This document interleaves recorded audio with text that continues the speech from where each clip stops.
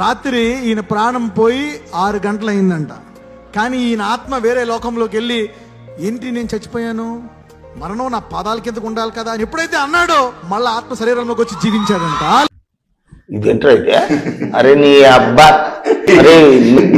జఫా అటు తిరగండి, చేతులు పైకి ఎత్తండి అలాగా. హల్లెలూయా. ఓరి ఎంతమంది గొర్రెలు ఉన్నారో మన రాష్ట్రంలో అనుకున్నాను.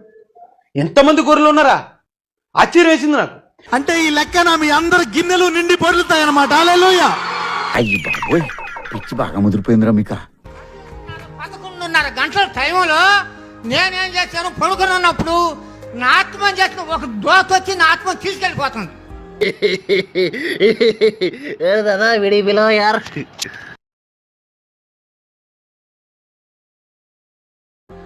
వెళ్ళిపోతున్నా, పరలోకానికి వెళ్ళిపోతుంది. అప్పుడు నేను అంటున్నా, ఏమంటున్నాను, అయ్యా నన్ను ఎక్కడికి తీసుకెళ్తున్నావు, ఎందుకు తీసుకెళ్తున్నా అయ్యా, నన్ను విడిచిపెట్టయ్యా.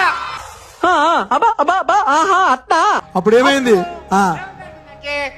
4:45 లోపల దేవాయు నా ముక్కులోకి వెళ్ళిపోతుంది. గొర్రె బతుకంతే, గొర్రె మెదడంతే, మెదడున్న వారెవరు, గొర్రె కారంతే. ఎప్పుడైతే ముక్కులోకి వెళ్ళిపోతుందో అప్పుడు నాకేం చేస్తుంది, శ్వాస వచ్చి హా యేసయ్యా. ఎవరురా నువ్వు, ఇంత టాలెంటెడ్ ఉన్నావు?